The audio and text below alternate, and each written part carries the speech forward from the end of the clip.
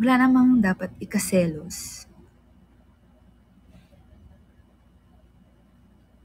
Tsaka, bakit magsiselos kung di naman ipinapafeel sa'yo ng partner nyo? Nakaselos-selos. Ikakaselos pala. Diba? So, kung hindi kami nagsiselos, wala kaming na-feel na selos sa isa't isa, ibig sabihin, walang ikakaselos. Tama ba ang sinabi ko? Diba?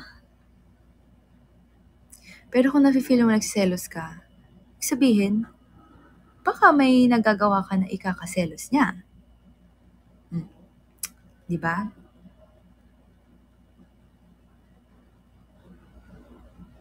Next time na hindi kaya mag-Ella talk si Ella DJ. Magano lang po siya.